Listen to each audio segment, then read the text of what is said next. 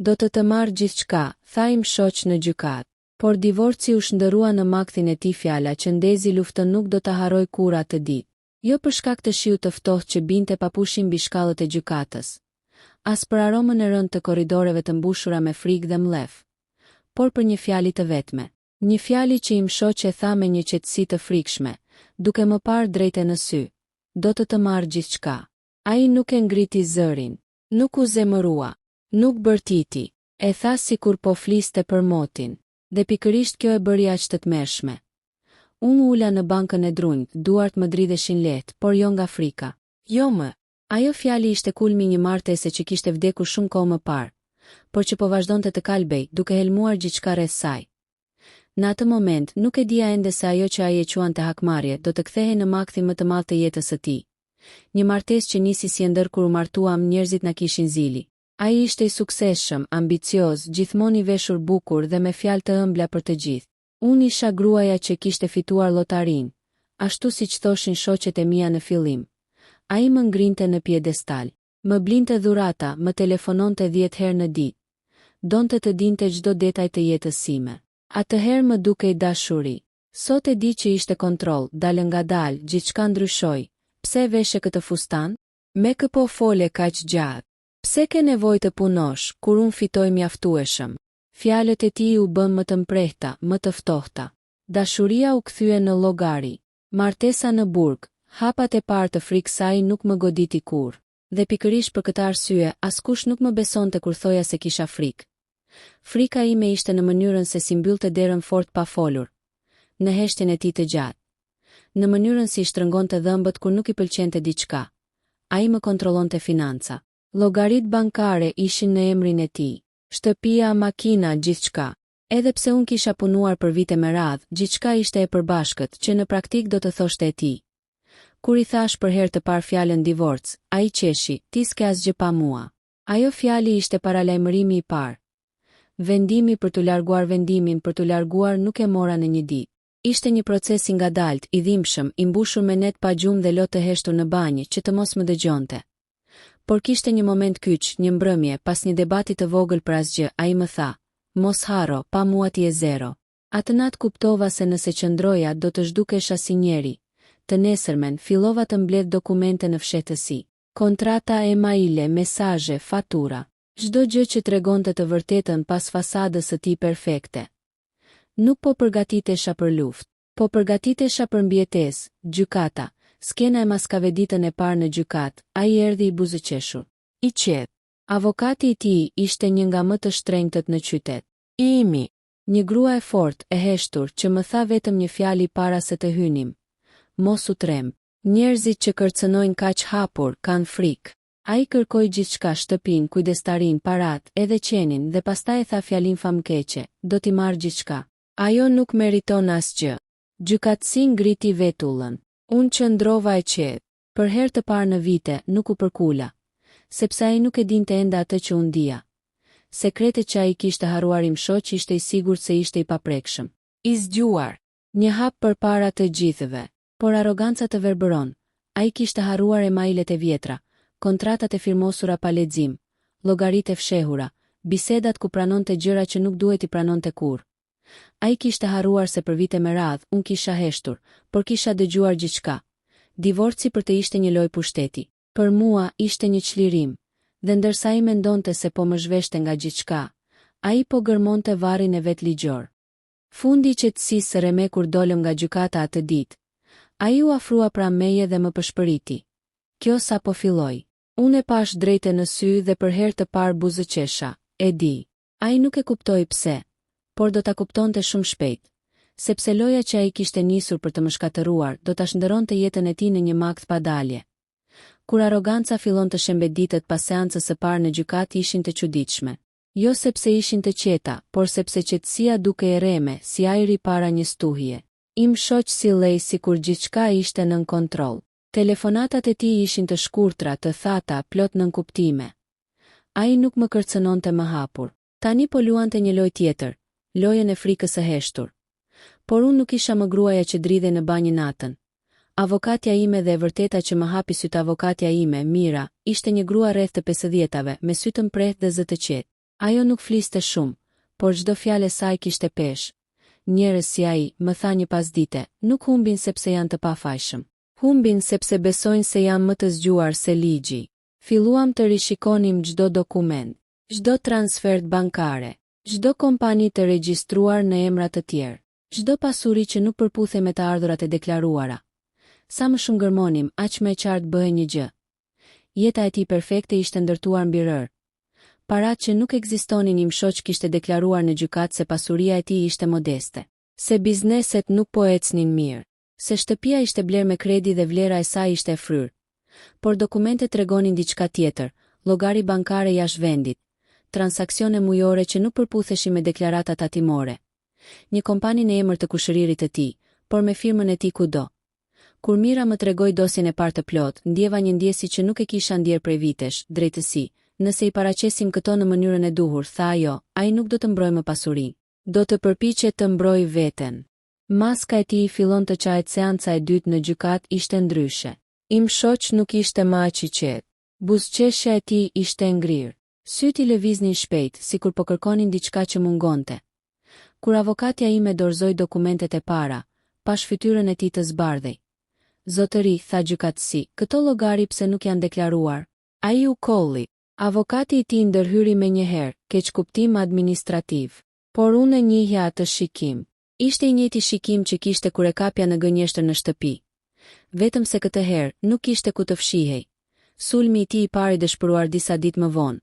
Mora një mesazh nga një numër i panjohur. Nëse nuk tërhiqesh, do të pendohesh. Nuk u përgjigja. Ja dërgova menjëherë Mirës, ajo nuk u habi, tani ka frikë, më tha. Dhe njerëzit e friksuar bëjnë gabime. Gabimi i tij i parë erdhi shpejt. Ai u përpoq të transferonte një shumë të madhe parash nga një llogari e fshehur, por tashmë ishte vonë. Gjykata kishte vendosur kufizime. Çdo lëvizje po monitorohej. Kur banka bllokoi transfertën, ai shpërtheu. Zëri i tij i vërtet del në pa një natë më telefonoi. Ishte hera e parë pas shumë kohësh që e dëgjoja zërin e tij pa maskë. Ti po më shkatëron, Bërtiti. Kjo ishte gjithmonë loja jote. E dëgjova pa folur, ti si asgjë pa mua, vazhdoi ai, por zëri i dridhej. Pa paratë mia, pa emrin tim, pa gjithçka që të dhash. Atëherë fola, jo, i thash qetë. Unë jam gjithçka që ti u përpoqe të më bëje të harroja se isha. Ai heshti. Dhe për herë të parë, unë mbylla telefonin pa u ndier fajtore. Dëshmitarët që nuk i pristen seancën e radhës, ndodhi diçka që ai nuk e kishte parashikuar. Një ish punonjës i tij u paraqit si dëshmitar. Një burr i thjesht me duar të ashpra dhe sy të lodhur, ai foli për pagesa në dorë. Për urdhra të drejtë për të falsifikuar dokumente. Për presion dhe kërcënime. Im shoq nuk e shikonte më gjykatësin. Shikonte dyshemen. Çdo fjalë e dëshmitarit ishte një gosht tjetër në arkivolin e arrogancës së tij.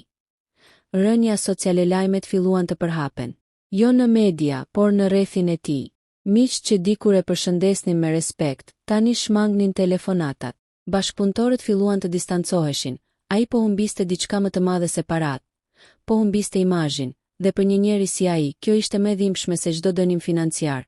Një grua që nuk e njeh më frikën ndërkohë, unë po ndryshoja, fillova të fle më mirë. Të flisja më lirshëm. Të shikoja veten në pasqyrë pa ndier turp. E kuptova se frika ime kishte qenë ushqimi i tij. Dhe tani që nuk ja jepja më, ai po shuhej në gjykat, ai nuk fliste më me siguri. Pyeste avokatin e tij me sy. Djersitej. Gabonte datat. Ngatëronte fjalët, makthi i tij kishte filluar. Paralajmërimi i fundit në fund të një seance të tensionuar, gjykatësi foli qartë. Nëse vërtetohen të gjitha këto shkelje, kjo çështje nuk do të mbetet vetëm divorc. Ajo fjali rasi që kanë. Im shoq më pa për herë të fundit atë ditë. Nuk kishte më urrejtje në sytë e tij. Vetëm panik, dhe unë kuptova diçka të thjesht, por të fuqishme. Njeriu që kishte premtuar të më merrte gjithçka, por rrezikonte të humbiste gjithçka vetë. Kur frika e tij kthehet në vetëshkatërim, ka një moment në çdo betejë kur njeriu kupton se nuk po lufton më për të fituar, por thjesht për të mos u shkatëruar. Për im shoq, ai moment erdhi kur gjykatësi përmendi fjalën hetime, që nga ajo ditë, ai nuk ishte më i njëjti. Njeriu që humbi gjuminai filloi të më dërgonte mesazhe të çuditshme, të pakuptimta, herë lutse, herë kërcënuese. Po e bën më keq për veten. Mund ta ndalim këtë. Mos më detyro të reagoj. Ishte i njëjti njeri që dikur më thoshte se pa të isha zero. Tani po përpiqej të më binte se kisha nevojë për të. Por unë nuk i përgjigjesha më. Mira më këshilloi t'i ruaja të gjitha. Çdo fjalë, çdo mesazh, çdo thirrje të humbur në orët e vona të natës. Njerëzit në presion, më tha ajo, zbulojnë anën e tyre të vërtet. Gabimi që nuk mund të fshehë gabimi i tij më i madh erdhi nga paniku. Ai vendosi të manipulojë një dokument kyç. Një kontratë pronësie që do të tregonte se shtëpia ishte blerë përpara martesës dhe se unë nuk kisha asnjë të drejtë mbi të problemi. Kontrata e vërtet ndodhej edhe në arkivin e noteri, dhe data nuk përputhej. Kur kjo u zbulua në seancë, gjykata heshti për disa sekonda. Avokati i tij u përpoq të fliste, por u ndal nga gjykatësi. Kjo është shumë serioze, tha i ftohtë. Po flasim për falsifikim. Pash fytyrën e im shoqit të mpir. Syti im mbetën bosh. Ishte momenti kur ai e kuptoi se loja kishte ndryshuar rregulla. Ky nuk ishte më një divorc. Ishte një rrezik penal. Kur aleatët kthehen në barënjerëzit që dikur e mbronin, filluan të distancoheshin. Avokati i tij kërkoi kohë shtesë. Një ortak i vjetër u tërhoq nga një marrëveshje. Një mik i afërt refuzoi të dëshmonte në favor të tij. Ai kishte ndërtuar jetën mbi frikë dhe përfitim. Dhe tani askush nuk donte të digjej bashkë me të një pasdite, e pash në korridorin e gjykatës. Ishte ulur vetëm, me shpinën e përkulur. Kostumi i shtrenjtë duke sikur nuk i rinte më, për një çast ndjeva keqardhje. Por vetëm për një çast, përpjekja për të më thyer emocionalisht kur e kuptoi se ligjërisht po humbiste terren. Ai u përpoq të më godiste aty ku mendonte se isha më e dobët. Emocionalisht, filloi të përhapte thashetheme, të më paraqiste si manipulatore. Si grua që donte t'i merrte pasurinë. Por njerëzit që më njihnin e dinin të vërtetën. Dhe ata që nuk më njihnin po shihnin tashmë dokumentet. E vërteta kishte një forcë që ai nuk e kishte llogaritur. Seanca që ndryshoi gjithçka në seancën vendimtare, u paraqitën prova të reja. Emailet të tij ku fliste për fshehje pasurie. Regjistrime zëri ku jepte udhëzime për pagesa të paligjshme. Mesazhe ku më kërcënonte hapur. Gjykatësi lexoi me zë të lartë. Çdo fjali ishte një goditje. Im shoqu përpoq të fliste, por zëri nuk i dilte. Djersa i rrite nga balli. Duart i dridheshin, ishte i zhveshur nga pushteti. Momentet e fundit të arrogancës në fund të seancës, ai u kthye nga unë. Për herë të parë nuk pash urrejtje, as zemërim, pash frikë të pastër. Ti nuk e kupton çfarë po bën, më tha me zë të ulët, e kuptoja shumë mirë. Po çlirohesha, një grua që fiton zërin e saj ndërsa ai po shembej, unë por i ngrihesha, fillova të flisja pa u dridhur. Të shprehja mendimin tim, të mos kërkoja falje për ekzistencën time. Në gjykatë, zëri im ishte i qartë, i fortë, i sigurt. Nuk po kërkoja hakmarrje, po kërkoja drejtësi, dhe kjo ishte gjëja më e frikshme për të. Vendimi që po afrohen përfundim, gjykatësia e bëri të qartë. Kjo çështje do të vazhdojë me hetime të thelluara. Vendimi përfundimtar do të merret së shpejti. Im shoq uli kokën. Ai që kishte hyrë në gjykatë duke premtuar se do të më merrte gjithçka. Po dilte duke u lutur të mos humbiste veten. Qetësia parafunditajo mbrëmje ishte e qetë. E frikshme qetësia. Por ndryshe nga herët e tjera, unë nuk isha frikë.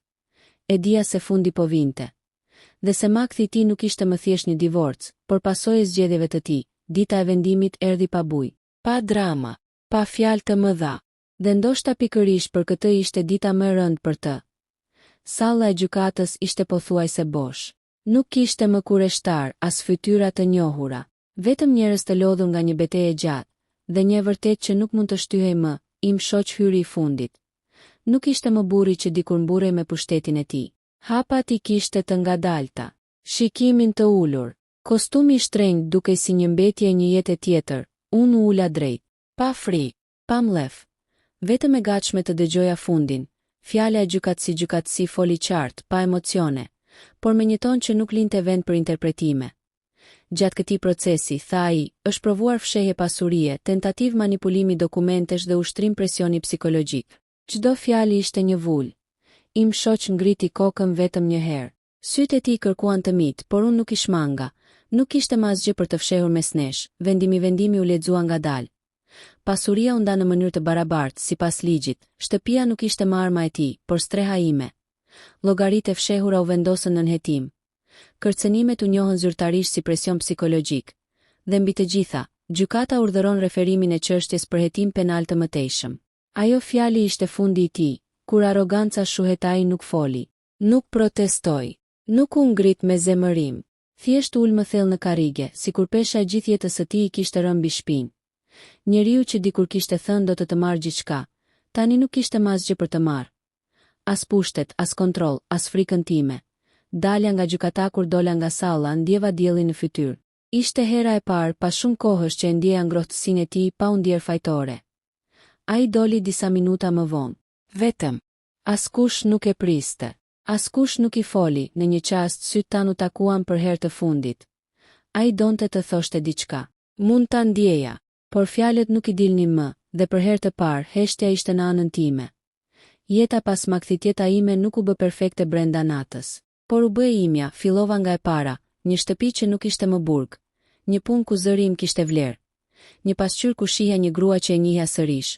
Nuk kisha më nevojë të justifikoja ekzistencën time.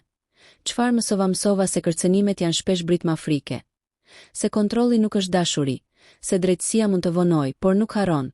Dhe mbi të gjitha mësova se kur dikush përpiqet të marrë gjithçka, ndonjëherë pa e kuptuar po të jep lirinë. Fjala e fundit nuk e di ku është sot.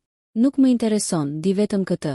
Divorci që ai mendoi se do të ishte fitoria e tij, u shndërua në makthin që e zgjoi nga iluzioni i pushtetit. Dhe unë nuk humba gjithçka, fitova veten.